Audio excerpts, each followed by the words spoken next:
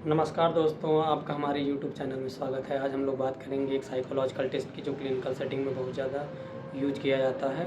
हालांकि इसकी स्कोरिंग थोड़ी टफ है और बहुत ज़्यादा जो एक्सपर्ट होते हैं, जैसे मान लो साइकेट्री है या क्लिनिकल साइकोलॉजिस्ट है या साइकोथेरेपिस्ट है, जो इसका यूज अच्छे से जानता है वो इसका उपयोग करते हैं।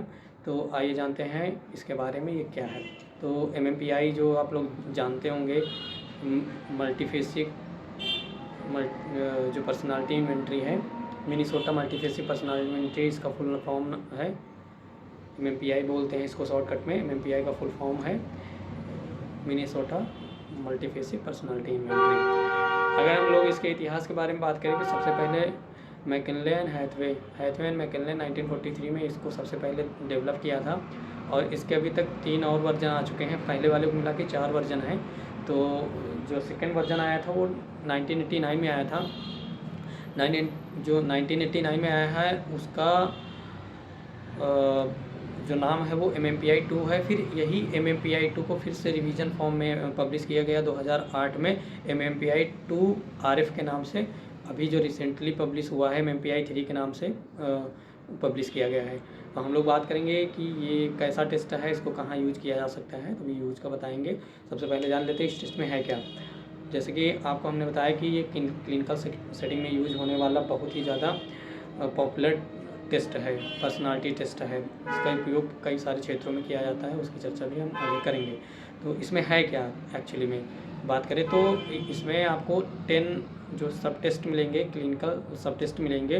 वो कौन कौन से हैं थोड़ा सा उस पर ध्यान देंगे, क्योंकि जो प्रश्न आते हैं, जो क्वेश्चंस आते हैं कम्पिटिटिव एग्जाम्स में, वो किस तरह से फ्रेम हो सकते हैं इससे। एक तो पहली बात तो इस तरह से आता है कि एक सीक्वेंस बनाने में कि 10 है वो कौन सा पहले नंबर का है, सेकंड का कौन है, थर्ड फोर्थ इस वैसे, ठीक है। और हम लोग इसको एक निम्योनिक्स के माध्यम से याद करेंगे। बहुत ही ईजी है इसमें याद करना, लेकिन अगर आप सीक्वेंस में जब इसको याद करते हो तो थोड़ा टफ बैठता है।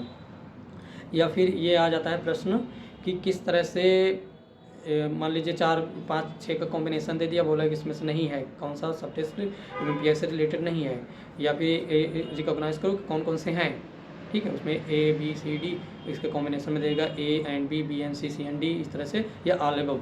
तो जब तक हमें यही नहीं याद होगा कि इसमें कौन कौन से सब टेस्ट हैं, तब तक ऐसे प्रश्न को लगा पाना थोड़ा मुश्किल होता है हमारे लिए।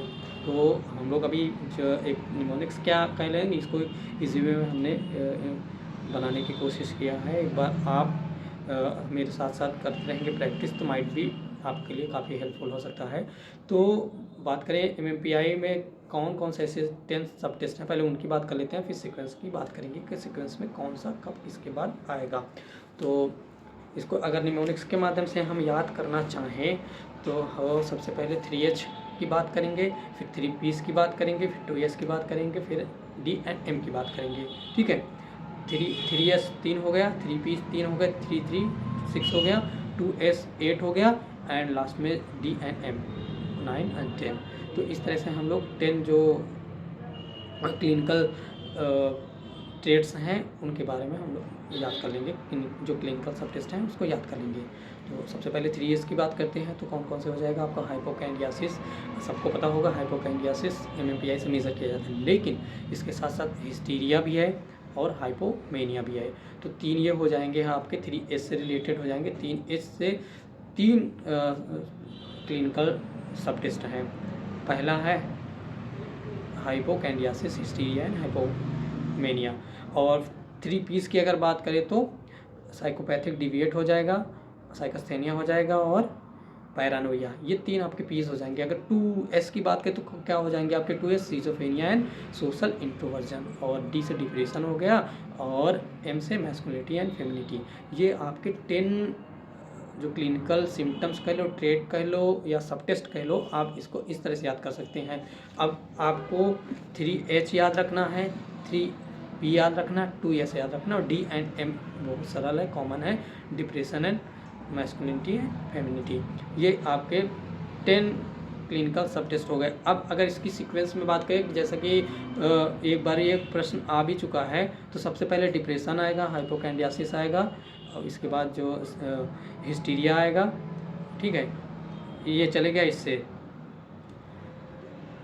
DHHP साइकोपैथिक डिविएट हो जाएगा। अगर इसको हम लोग थोड़ा सा सीक्वेंस में बना के चलें तो ये क्या बनेगा हमारा सीक्वेंस में, डी से डिप्रेशन, एच से हाइपोकैंडियासिस एंड फिर सेकंड एच से क्या होगा हिस्टीरिया, फिर साइकोपैथिक डिविएट हो जाएगा।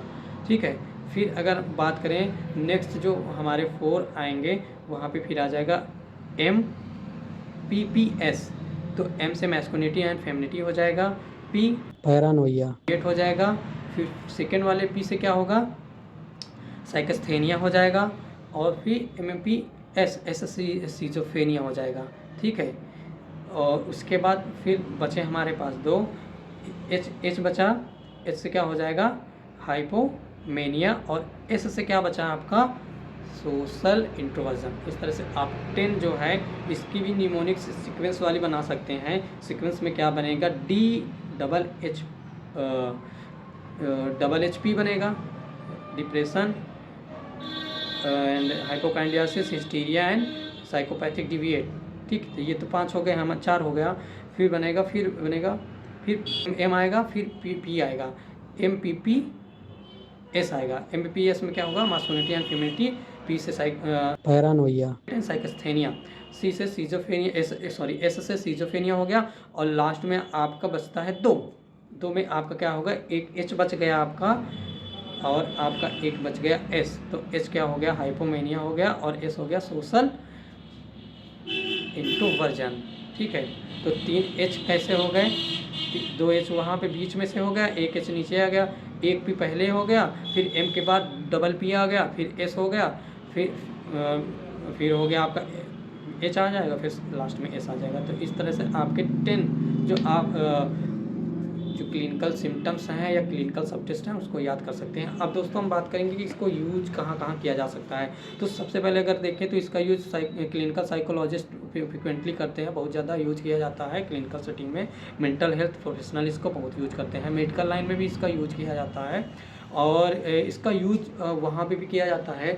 मान लीजिए क्राइम किसी ने कर दिया है तो कस्टोडियल जो डिस्प्यूट्स होते हैं वहाँ पे भी इसका यूज किया जाता है, एम्प्लॉयमेंट सेटिंग में भी किया जाता है, और लास्टली अगर बात करें तो सब्सटेंस यूजेस हैं वहाँ भी इसका उपयोग किया जाता है। तो इस तरह से हम लोगों ने देखा कि MMPI को किसने डेवलप किया है, इसके कितने वर्जन आ चुके हैं, और इसके जो क्लिनिकल जो ट्रेड्स हैं या सब स्केल्स हैं उसको जाना, और ये किस सेटिंग में ज़्यादा यूज किया जाता है उसको जाना। तो आशा करता हूँ दोस्तों ये वीडियो आपको पसंद आएगा, अच्छा लगेगा। अगर अच्छा लगे, पसंद आए तो लाइक कमेंट शेयर करें, अपने दोस्तों के साथ इसको शेयर करें, और हमारे चैनल पर नए हैं तो सब्सक्राइब करें।